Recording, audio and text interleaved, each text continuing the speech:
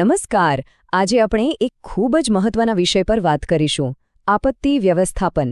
હવે આ શબ્દ સાંભળીને ગભરાવાની જરૂર નથી હો. આપણો હેતુ ડરાવવાનું બિલકુલ નથી, બલકે આપણે એ સમજવાનું છે કે ડરને તૈયારીમાં કેવી રીતે બદલી શકાય. તો ચાલો સાથે મળીને જાણીએ કે પોતાની અને આપણા પ્રિયજનોની સુરક્ષા કેવી રીતે કરી શકીએ. ક્યારે વિચાર્યું છે આવું? જો અચાનક ધરતી ધ્રુજવા માંડે તો શું કરીશું આપણે? સાંભળવામાં ફિલ્મી લાગે, પણ આ કોઈ કાલ્પનિક સવાલ નથી. આ એક વાસ્તવિકતા છે જે ગમે ત્યારે સામે આવી શકે છે. અને એટલે જ આજે આપણે એ સમજવા જઈ રહ્યા છીએ કે આવી અણધારી પરિસ્થિતિઓમાં ગભરાઈ જવાને બદલે શું કરવું જોઈએ.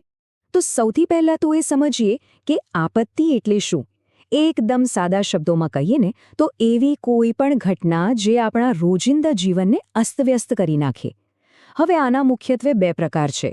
એક છે કુદરતી, જેમ કે ભૂકંપ, વાવાઝોડું, અને બીજી છે માનવ સર્જિત, એટલે કે જે માણસોની ભૂલથી થાય, જેમ કે કોઈ ફેક્ટરીમાં અકસ્માત. આપણે આ બંનેને બરાબર સમજીશું. તો ચાલો સૌથી પહેલાં કુદરતના પ્રકોપ એટલે કે કુદરતી આપત્તિઓથી જ શરૂઆત કરીએ. જુઓ, આ એવી ઘટનાઓ છે જેના પર આપણો કોઈ કંટ્રોલ નથી. પણ એનો અર્થ એ નથી કે આપણે લાચાર છીએ. આપણે એના માટે તૈયારી તો ચોક્કસ કરી જ શકીએ છીએ. માની લો કે ભૂકંપ આવ્યો. સૌથી પહેલું અને સૌથી જરૂરી કામ છે શાંત રહેવું, કારણ કે ગભરાટમાં જ ખોટા નિર્ણયો લેવાય છે, બરાબર ને? જો ઘરની અંદર હોઈએ તો ફટાફટ કોઈ મજબૂત ટેબલ કે ડેસ્ક નીચે ઘૂસી જવું, અને જો બહાર હોઈએ તો સીધા ખુલ્લી જગ્યા તરફ ભાગવું.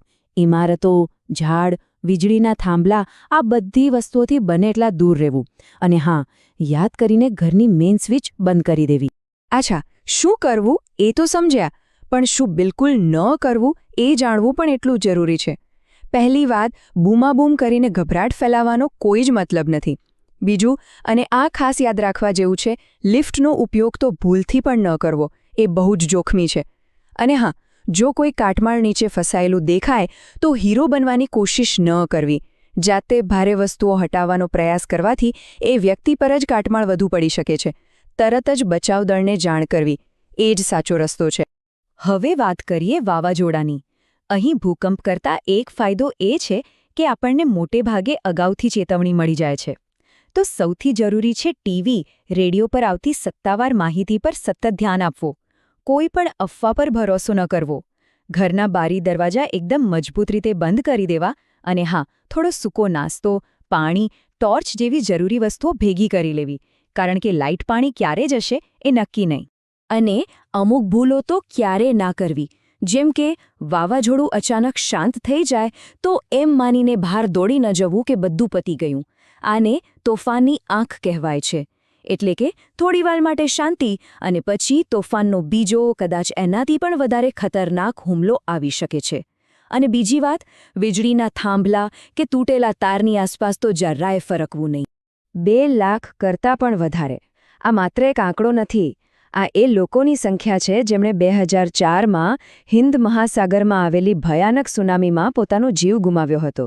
વાવાઝોડાની જેમ જ દરિયામાંથી આવતી આ આફત કેટલી વિનાશક હોઈ શકે છે એનો આ જીવતો જાગતો પુરાવો છે. આ આપણને વારંવાર યાદ અપાવે છે કે તૈયારી કેમ આટલી બધી જરૂરી છે.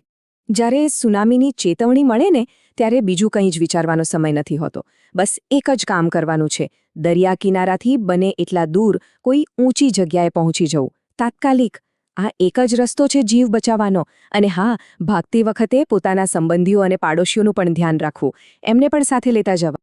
અને આ એક ભૂલ તો જીવલેણ સાબિત થઈ શકે છે. ઘણા લોકો સુનામીના મોજા કેવા હોય એ જોવા માટે દરિયા કિનારે જાય છે. આનાથી મોટી મૂર્ખામી હોય જ ન શકે. એ મોજાની તાકાત આપણી કલ્પના બહારની હોય છે. એટલે જ્યાં સુધી સરકાર તરફથી બધું સલામત હોવાની જાહેરાત ન થાય ત્યાં સુધી દરિયા કિનારા તરફ પાછા ફરવાનું વિચારવું પણ નહીં. ચાલો, તો કુદરતી આપત્તિઓની વાત તો થઈ. હવે આપણે વાત કરીશું માનવ સર્જિત સંકટોની. એટલે કે એવી આફતો જે કુદરતને કારણે નહીં, પણ માણસની કોઈ ભૂલ કે પ્રવૃત્તિને કારણે આવે છે. માનવ સર્જિત આપત્તિની વાત આવે અને ભોપાલ ગેસ દુર્ઘટના યાદ ન આવે એવું બને જ નહીં. 1984ની એ ભયાનક રાત્રે એક ફેક્ટરીમાંથી ઝેરી ગેસ લીક થયો અને એને કારણે હજારો લોકો રાતોરાત મૃત્યુ પામ્યા. એટલું જ નહીં, 1.5 લાખથી પણ વધારે લોકો પર એની લાંબા ગાળાની એવી ભયંકર અસરો થઈ જે આજે પણ જોવા મળે છે. આ ઘટના આપણને શીખવે છે કે ઔદ્યોગિક સુરક્ષામાં નાનકડી ભૂલ પણ કેટલી મોટી હોનારત સર્જી શકે છે. તો જો ક્યારેક આવી ગેસ ગળતર જેવી પરિસ્થિતિનો સામનો કરવો પડે તો શું કરવું? સૌથી પહેલાં એક ભીનું કપડું લઈને પોતાનું નાક, મોં અને આંખો બરાબર ઢાંકી દેવા.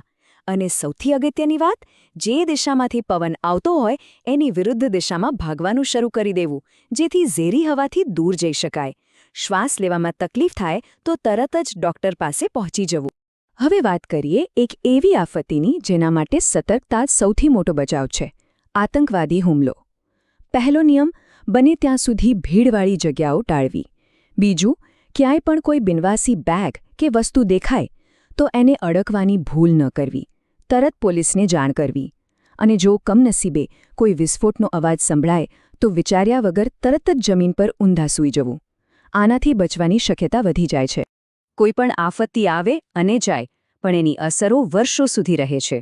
એ માત્ર એક ક્ષણનો વિનાશ નથી હોતો.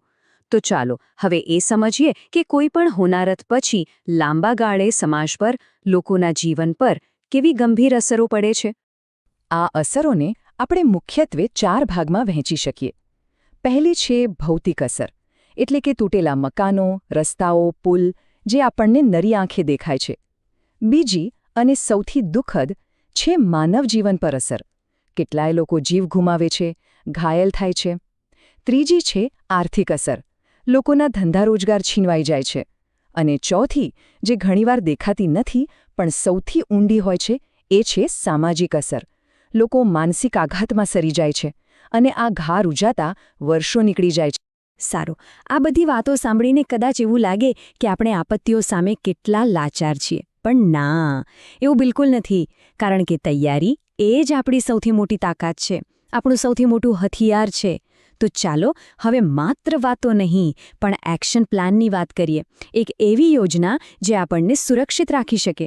આખી વાતનો સાર ફક્ત આ 3 પગલાંમાં છે. એકદમ સરળ છે. પગલું નંબર 1, માહિતી મેળવો. એટલે કે આપણે જે વિસ્તારમાં રહીએ છીએ ત્યાં કયા પ્રકારની આપત્તિનું જોખમ વધારે છે એ જાણો. પગલું નંબર 2, એક પ્લાન બનાવો. આખા પરિવારે સાથે બેસીને નક્કી કરો કે જો મુશ્કેલી આવે તો ક્યાં ભેગા થવું, એકબીજાનો સંપર્ક કેવી રીતે કરવો. અને પગલું નંબર 3, એક કિટ તૈયાર કરો. એક બેગમાં પાણી, થોડું સૂકો ખોરાક, ફર્સ્ટ એડ બોક્સ, ટોર્ચ જેવી જરૂરી વસ્તુઓ હંમેશા તૈયાર રાખો. બસ આટલું જ. તો આખરે આ બધી ચર્ચા પછી એક જ સવાલ ઊભો થાય છે: શું આપણું કુટુંબ આવતીકાલ માટે તૈયાર છે? આ માહિતી ફક્ત સાંભળવા માટે નથી, પણ એના પર અમલ કરવા માટે છે. તો ચાલો વિચારીએ અને તૈયારી આજથી જ શરૂ કરીએ. કારણ કે યાદ રાખજો, તૈયારી જ ડર સામેનું સૌથી મોટું અને શ્રેષ્ઠ રક્ષણ છે.